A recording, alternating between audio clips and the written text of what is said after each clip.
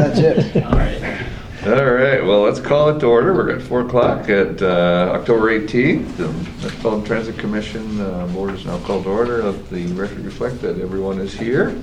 And any additions or changes to the agenda? No. Sure you're not going to say something at the end? Not this time. Ryan. He will. Not this time. All right, is there a motion to approve the agenda then? Motion to approve. Second. Moved in second. Any discussion? Seeing none, all those in favor signify by saying aye. Aye. Opposed, that is approved. And the consent agenda, items 5 through 8. Is there a motion? Move to approve. I'll second it. Moved and seconded. Any discussion on the consent? Hearing none, all those in favor signify by saying aye. Aye. Opposed, that carries. Open forum. Anybody online or here? Nope. No? All right, open forum, no one. Go on to general business then. Resolution 2023.01, designating the official depository and newspaper of the St. Cloud MTC. Good afternoon, Commissioners. This is just kind of a housekeeping item that we have to do each year, starting the new fiscal year. So just recognizing Wells Fargo as our official depository and St. Cloud Times as our official newspaper. All right. Does that make any difference? And there's nothing we can do, but they're not doing home delivery anymore. The St. Cloud Times. St. Cloud Times. Oh, they don't? They're doing it by mail. Oh, I didn't know that. Instead of, they're gonna start Monday. Oh, Really? I didn't know that. Yeah. I didn't know. So I guess it doesn't make any difference. I guess as long as it's by mail instead of somebody actually delivering it, I suppose. Yeah, I don't think it makes any difference. Yeah. As long as it's a public Yeah. place that we're advertising. Yeah. Putting I mean, that's what we people use down. too, but Mhm. I know that they're, as of next Monday, the 24th, then it's gonna come through the mail, if you have home delivery. That's interesting. I didn't Didn't know know that. I did not know that. Yeah, I have. So now instead of office being a delivery. day late, it's gonna be a day and a half late. I have office delivery. It's just- It's just there. Yeah. So then the news is 3 days late. So Yeah, there you go. it'll be about a week old news. That's interesting. Yeah. Move to Uh, approve. Motion to approve, is there a second? Second.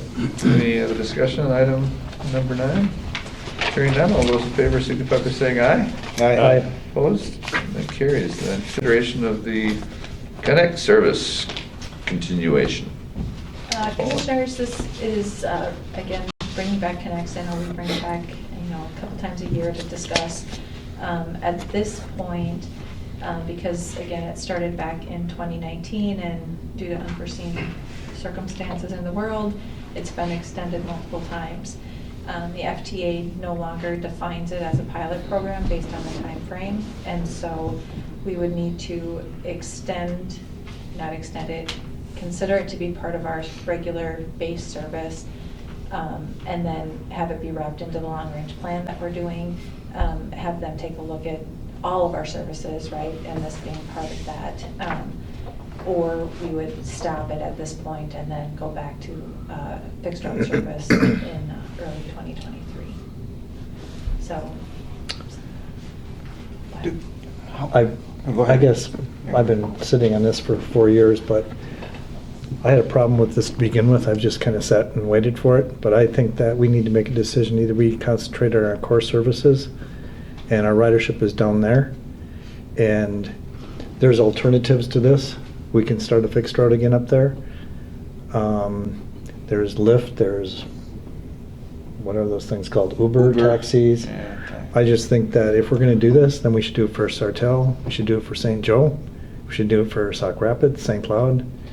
I don't like the idea anymore. The ridership isn't where, in my opinion, where it should be anymore, or it never was. And by extending it again, I'm not a firm believer of it. I Right. just don't think And it's I gonna wouldn't work. I don't think anyone in staff is recommending Yeah. necessarily extending it, but again, with the long-range plan coming into play, what our thought was, if we continue the service or don't, but it's gonna be one of the many items that we're asking the consultants to take a look at in the next year. And speaking to the ridership Mhm. piece of that, we agree. It never took off the way that we had envisioned. We all also firmly believe that part of the reason for that is because we never implemented an app. And any other transit system that has been successful in this type of service has an app with it. So again, how much do you want to invest in making it be successful? That's your guys' decision. Do you have numbers on what the fixed route was and what Connects is for numbers of people in a year? And I know some of that went through COVID, but Yeah, yeah. So we've got kind of an average. The one piece, again, has to do with the transfers, and I know we've talked about transfers and kind of the technicalities of that, but essentially, when we changed the routes, we don't know how to determine, there's no way for us to determine how many transfers we lost. So if we consider 50% of the transfers, then on average, I mean, this is just a quick graph, but, and we can pass it around and make copies, but on average, that's what ridership is. The top line is Route 32 and the bottom line is Connects. So it has merged now where Connects is slightly higher, assuming the 50% transfers. Again, that's an assumption that we've gone round and round trying to figure out a way to get true apple-to-apple comparison, and that's the best we can do. I do think it's a little conservative, but we'd rather be more conservative than to be, What if you went back to fixed route, and then while you're going through that whole study, you kind of see how it's comparing now post-COVID Yeah. versus the pre, and now you tried it, and then go back to the route. Is there a new way? Because I'm assuming a lot of people have adapted, period, and may for quite some time, post-COVID. I mean, working from home, not Right. using, Yeah, and that's the alternative, right? So either again, the long-range plan is planned for, I'm sure it'll take most of next year to complete. So throughout that time period, either we continue with Connects or we transition back to Route 32, one or the other. Obviously, we're not going to do both. So that's kind of more or less what we need to know. The cost, and again, that was in the memo, but the difference in cost is $82.78. That's local taxpayer share above Route 32 Sure. estimated for the year. Yeah. So could you explain to me just a little bit more about the Connects versus the fixed route? Is that the on-demand? Yep, that's the Okay. on-demand service. And that's currently serving Sartell, right? Yep, Yeah. just Sartell, yeah. And just comparing in Sartell, so it's just Sartell, it's no other city? It's just Okay. Sartell, yeah. All right. Part of our long-range plan, as Paula alluded to, we're taking a look at our entire service area, the Connects, the fixed route, the dollar lines, just everything, all the 4 cities. And the consultants, they're going to make recommendations based on travel patterns, based on the new normal now as we come out of this pandemic. People's ridership patterns are changing, so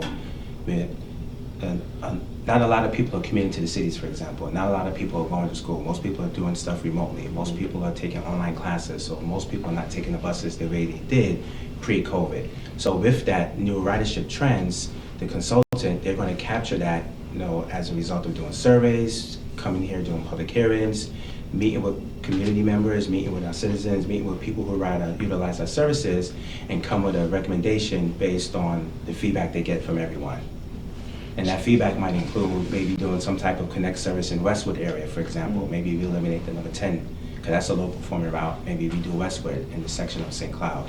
Maybe we do some type of Connect service in Wade Park and Sauk Rapids. So this is all going to be factored in. Everything is on the table now when we do this long-range plan. And that would typically take about 12 to 18 months, I want to say. Yeah, and for sure a year. Yeah, at least a minimum of a year, because we want to go through the entire process. I understand our world is changing, and the business world is definitely changing. So what would happen if we just eliminated it right now and went back to a fixed system? Would that put people out, people that aren't by a route? Because I know a certain fixed route is, unless you live by there, it's going to be hard to get Right. through there. So the rule is 3/4 of a mile. So Okay. we would have to have a stop within 3/4 of a mile. So, or people would have to walk up to 3/4 of a mile, which that's how the rest of our system operates. Okay. And so I don't know that we would implement back exact Route 32. Right, it might be a but, little different. Tweak it a little bit, but essentially it would be back to the route that we had prior to. And the route is just traditionally just a square. It just Mhm. goes up, comes down, it's basically 4 corners. So we're not really reaching Sartell the way that Connects would reach Sartell. Mhm. Yeah, 'Cause the it route would was just- definitely be a different service than what they've been used to since 2019. Because right now, Connects will go anywhere within the Sartell area. Right. And if we go back to a fixed route, it's gonna be a very specific route. It's my understanding it's a fairly light ridership on Connects, correct? Yeah. Yeah. Yeah, Mike is going to actually talk to that during his update. Can you pull up the map, for example, on the screen? I don't know if you have them. I don't mean to put you on the spot, but can you pull up the system map? I know about where it is. Oh, okay. Yeah, my only concern is that, you know, if you stop the connects, you might have one person on this end of town, one person over here, and one person there. If you do the fixed route, it's gonna be here and nobody's gonna ride. Because Right. they're not close to the route. Right. And that's the issue that we had pre-2020, and that's the reason why we decided to try something different Yeah. in Sartell, just for that same reason.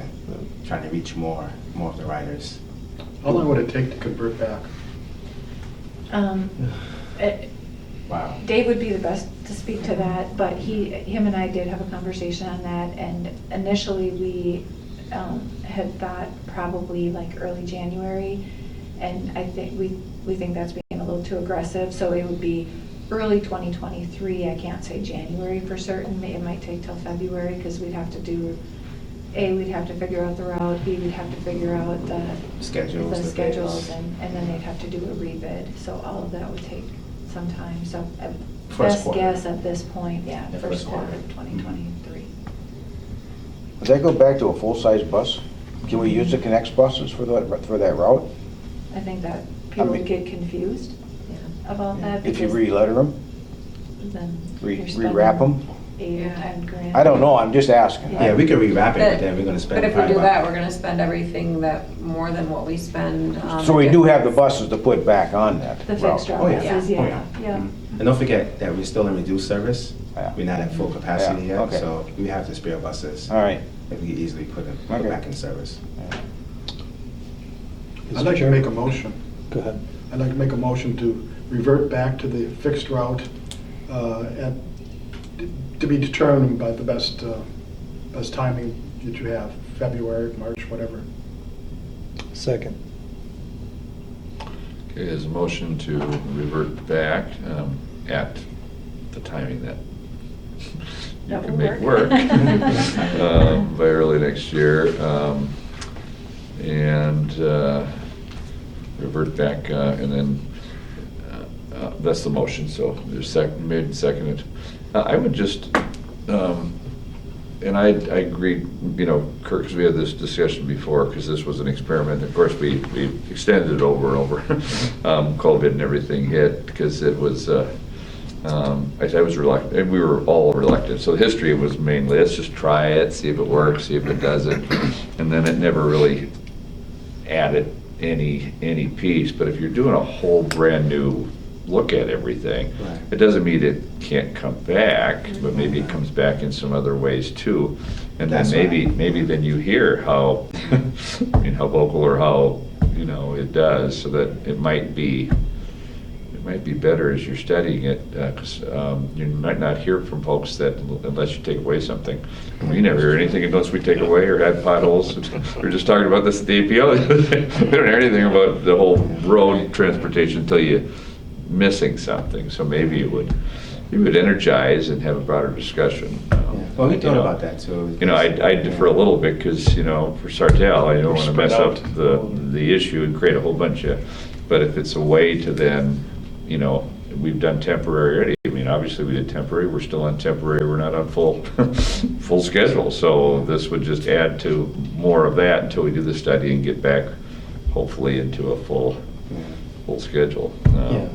Yeah, we just. Does that help you even with this? Does it help you with your operator shortage and all that? This doesn't do anything there? I mean, does this make it easier, makes it harder, or just keeps it the same? It probably will be a wash. Yeah. I don't think Not a it'll wash, make okay. anything easier or more difficult. Just always about scheduling now, and then it'll be, if we're just gonna put back the same route, then that's fine, but if we're gonna maybe tweak the route a little bit, because we already have the 32 that comes in right now. 'Cause before, the 32 only stopped at Walmart, but now that serves the Central Care Plaza.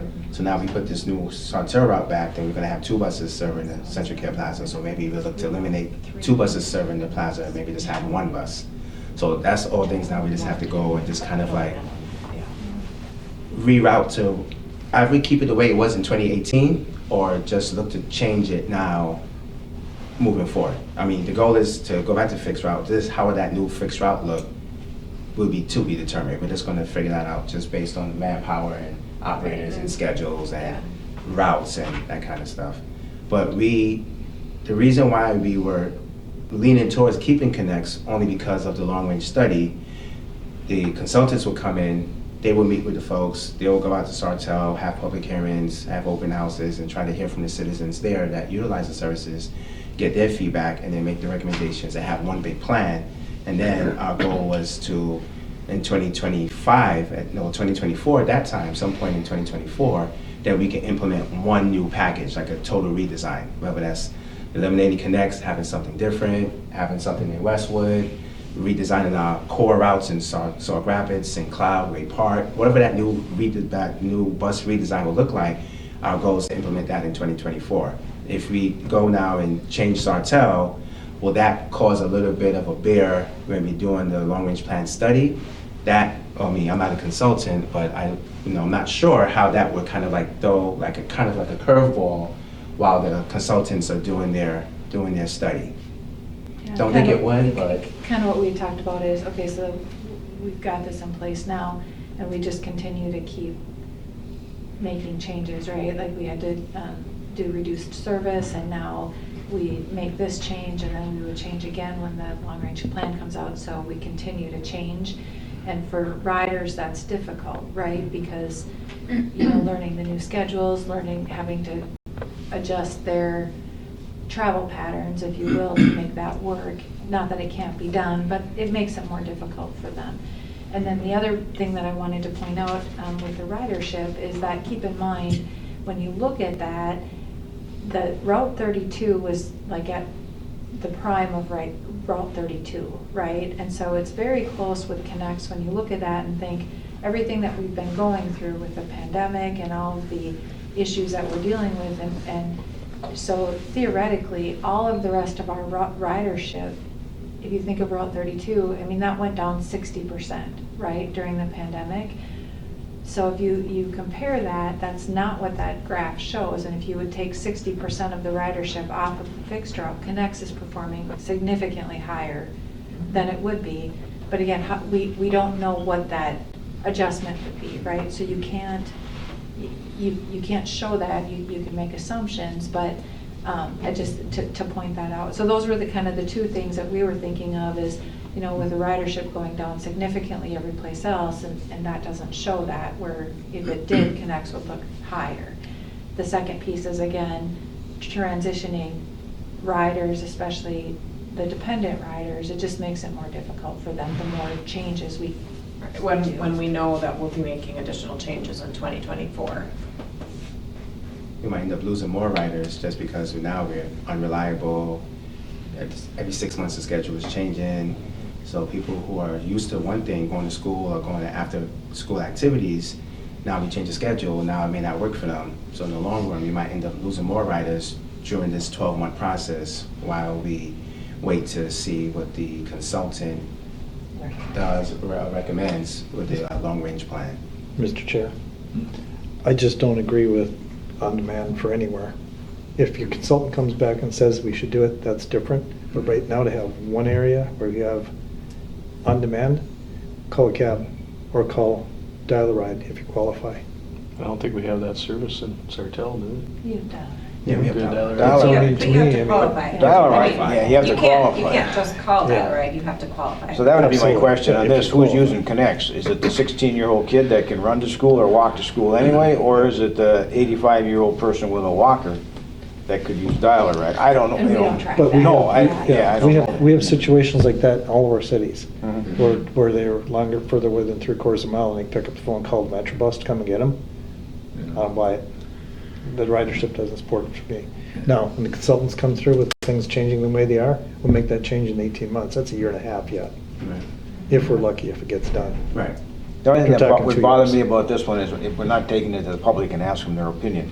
That isn't necessarily all that bad, because if you get 100 people there, 50 are going to be for and 50 are going to be against. If nothing else, this will wake them up and start to tell that when we do the study, maybe they'll show up for the meetings and tell us what they need or want.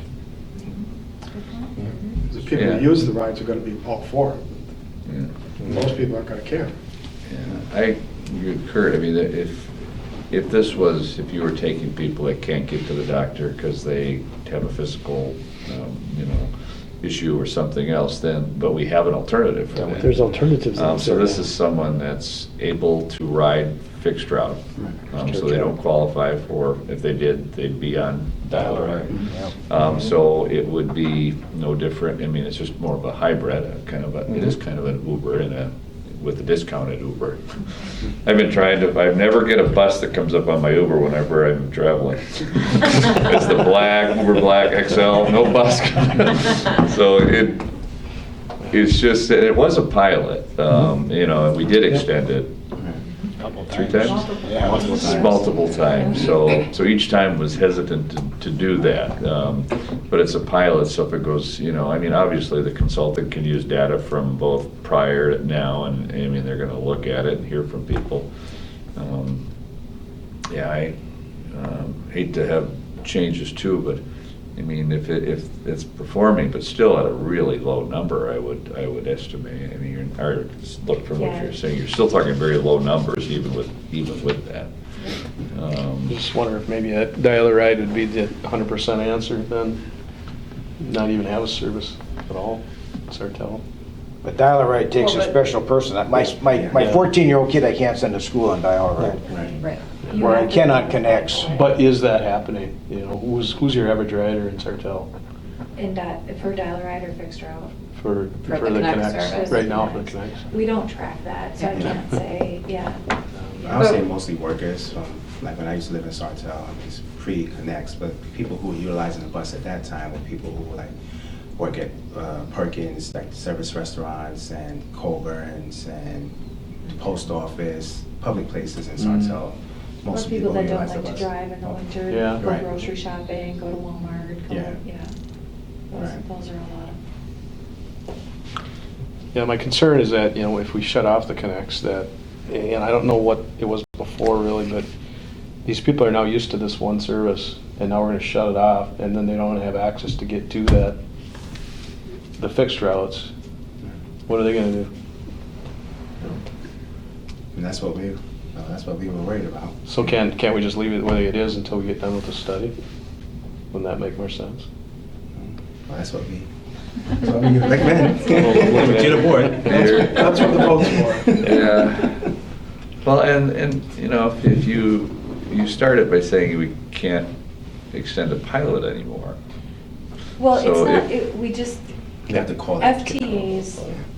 FTA's definition, it no longer fits that, because a pilot doesn't last 4 years. And so, we're not saying keep it forever, but we're saying it would just roll into now, stop being called a pilot, it would be called our service. And then, when the long-range plan study is complete, we implement all the changes at once. We with your approval, we come in, the consultants give their recommendations, and based on that, then we change whatever in the service, our entire service area needs to be changed. But also you have the question, are you gonna do absolutely everything the consultant says?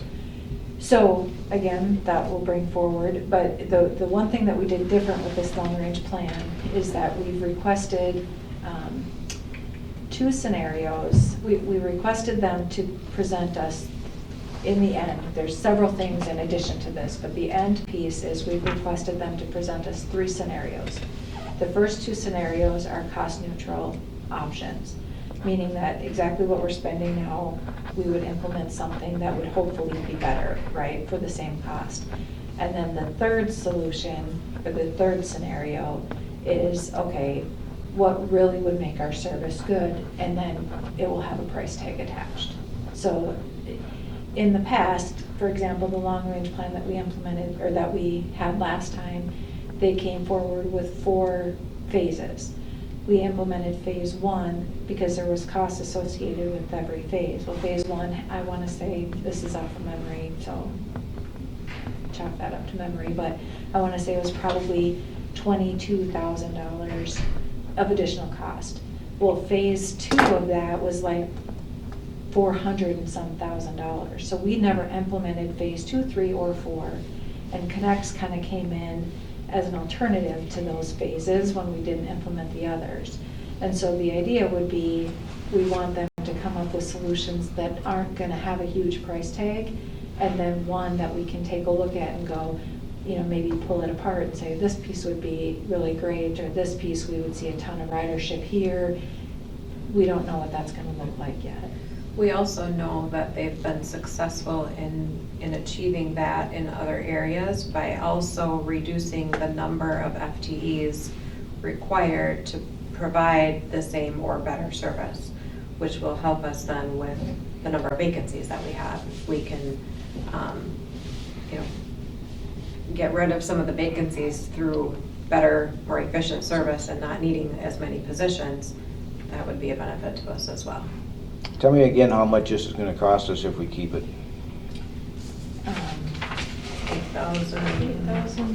8,278, was it? 8,278? That's how much more than the fixed route service. And that would be till we go through this study? It's just somewhere. Gets you. There it is. Yes, 8,270. And that would put us through this study? Yeah. And if you don't, you have to wrap a bus or change the, We would put a large bus back on the street. We would have to change the fares, because right now Sartell fares are more expensive because of the premium service. And then, yeah, we'd have to figure out what that route is. We'd have to figure out what that route is. Mr. Chair, I respect your arguments, but I disagree.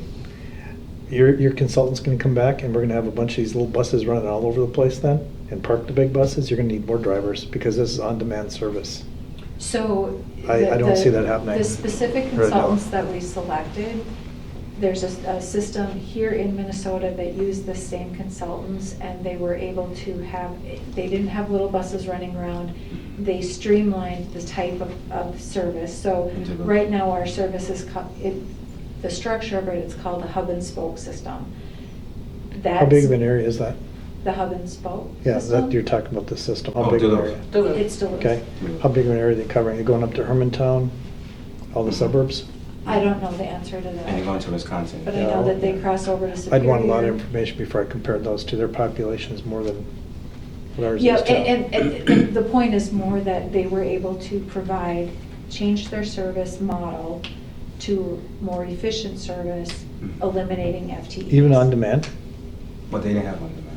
I'm talking on demand. I don't care. Oh, about We don't know if they're gonna recommend I'm on talking about demand on for us. demand. Yep, no, and we don't We know if have they're gonna recommend we have that or not. competition, we have alternatives for this on-demand thing. In my opinion, transit does not belong where you pick up the phone and expect them to come and pick you up in a half an hour, 15 minutes. That's for yellow cab, care cab, Uber, whoever it is. I just have a problem with it. We all And I have, don't we all think- have areas that are underserved. That I would love to pick up the phone. I'm sure there's somebody in Southeast St. Cloud that would love to pick up the phone, have a ride. Car what doesn't transit start. there's a lot of service I there mean, that's not there's on a a lot of fixed route. areas that Yeah. we're And that's what we're uncovered. trying to capture, and that's what transit systems are doing now. Outside of Minnesota, even like in Southwest and Eden Perry, Southwest Transit, MVTA down at Burnsville, they're going into these neighborhoods like Sauk Rapids, Way Park, and doing on demand because they want to capture those rides and bring them into the core, bring them into the network where they could connect to big buses and get to their final destination.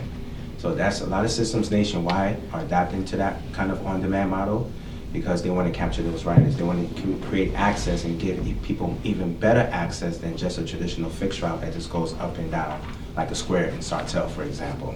But if we're gonna do that, then we should do the most underserved area, which according to demographics would be St. Cloud. 15% of your population Right. is under the poverty level.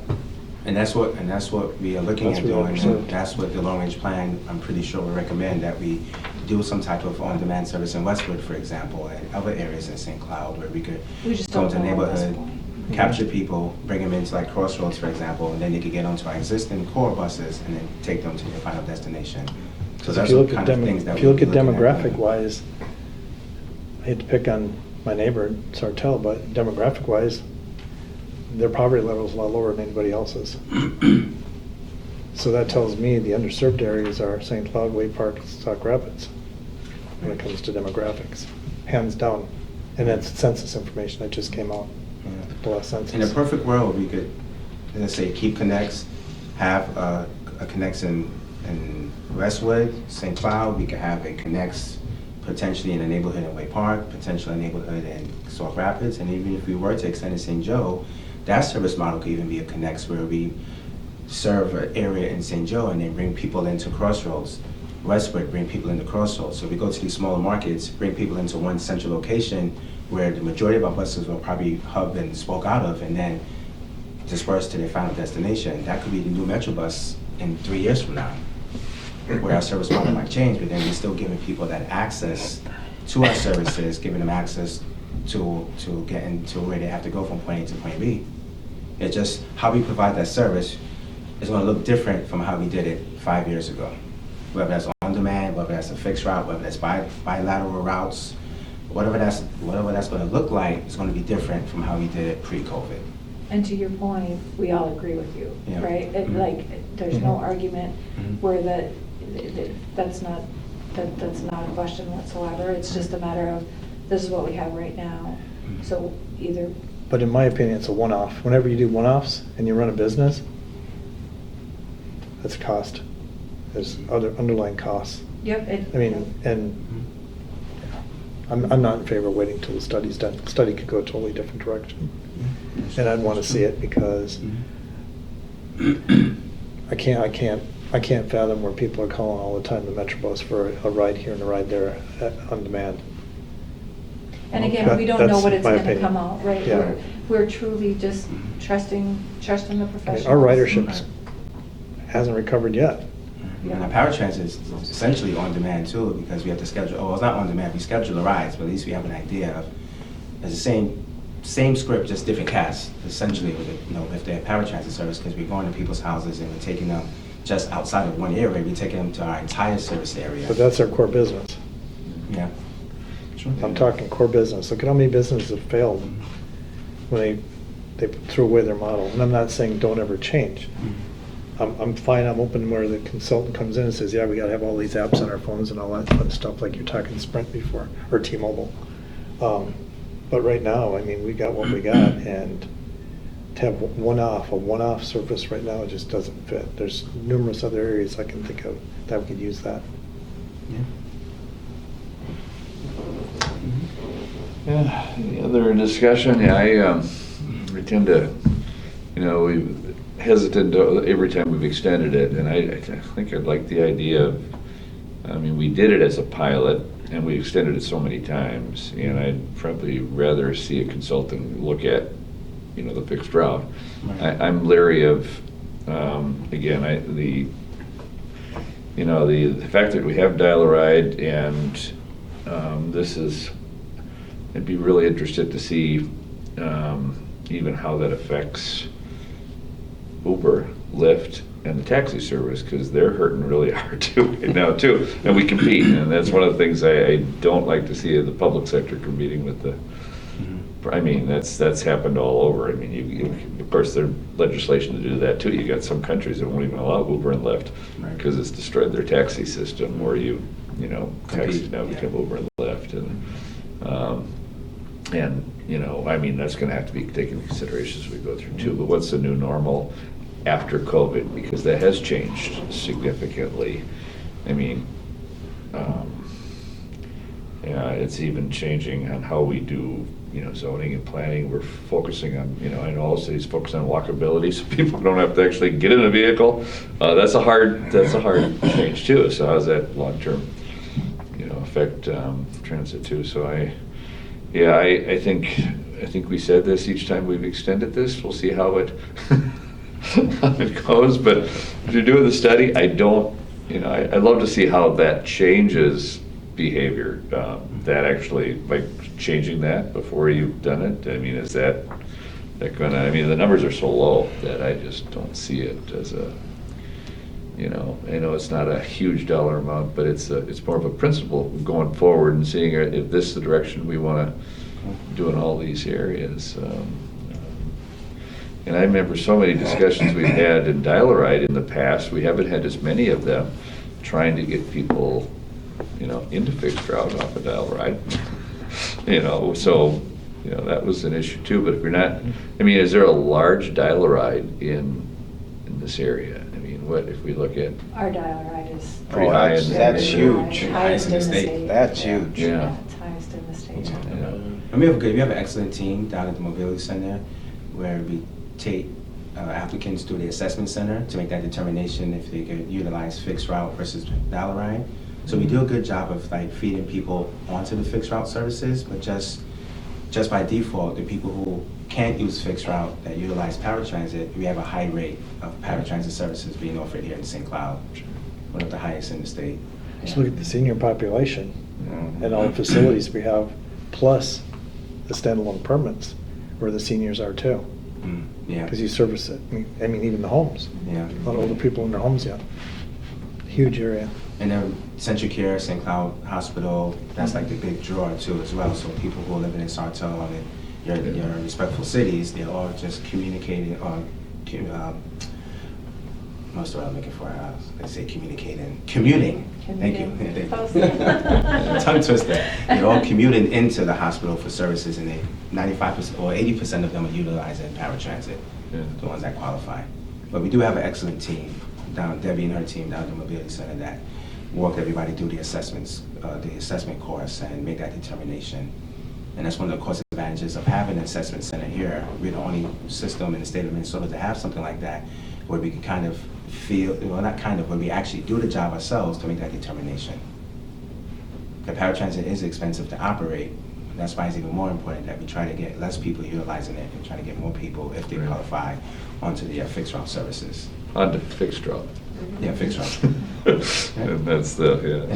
I said fixed route. I think the 8,000, Oh, he's just joking. You're not saying on demand. I'm saying that rather than on demand. It's kind of a hybrid, you know, it's a bit of a hybrid of. I think the of- $8,000 is petty cash, to be real honest with Yeah. you. It's not- With the study coming up, I'm not so sure that I'm in favor of dumping the Connects route. However, because it's a pilot program and they knew it going in, then I don't have a problem dumping it either, because it's not something we're dumping that we've had for 25 years. So we can justify it, I think, by saying it was a pilot program, the numbers aren't there, we're going back to the fixed route. So, and with the study, like I say, I think it's a flip one way or the other here.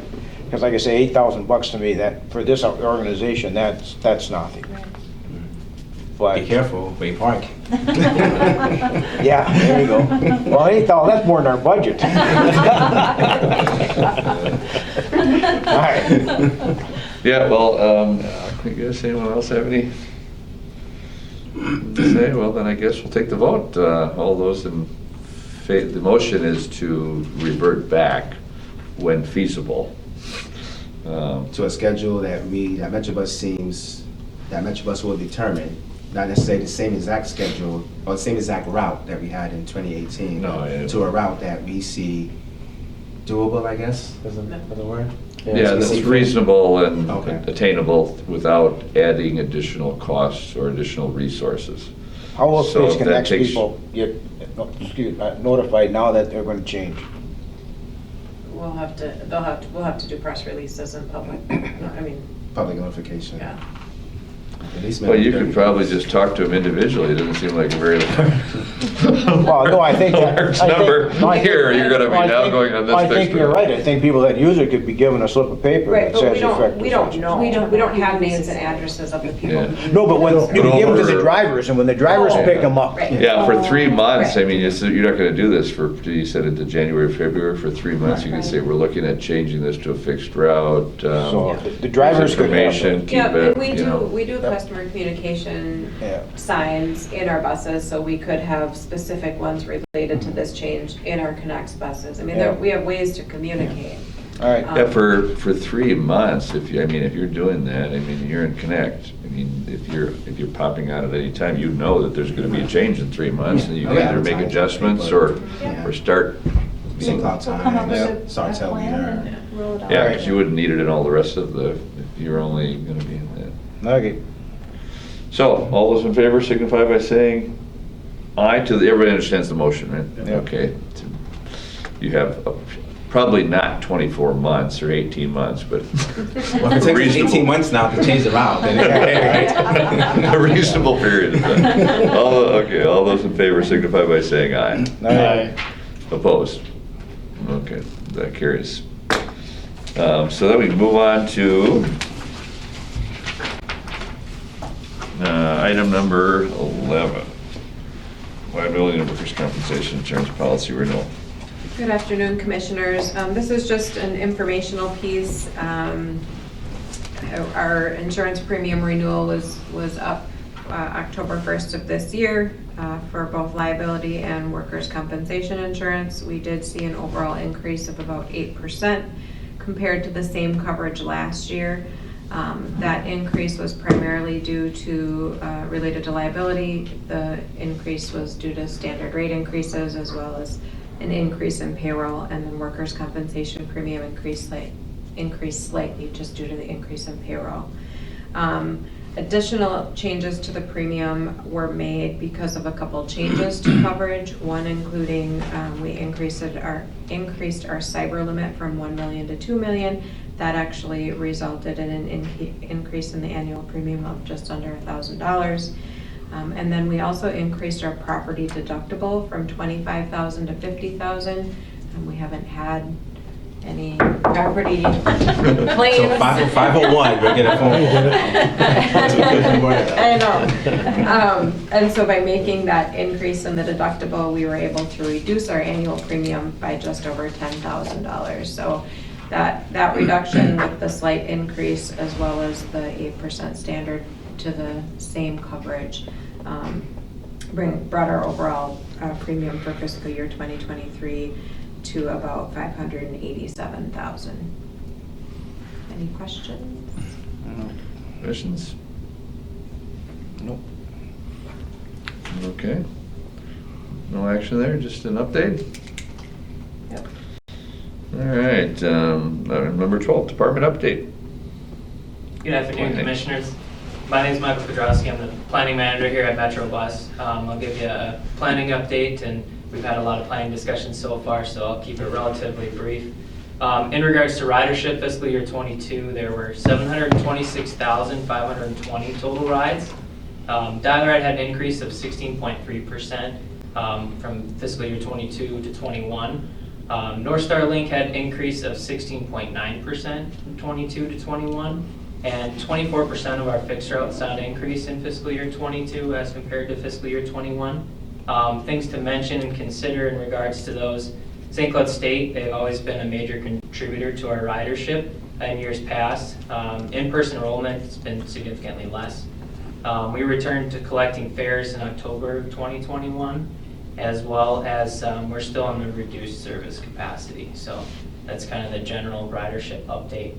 Some projects throughout the year that I've been involved with is kind of streamlining processes and standard procedures for tasks such as ridership and year-end audits to ensure efficiency and accuracy checks. We're also looking at the long-range plan as we've discussed.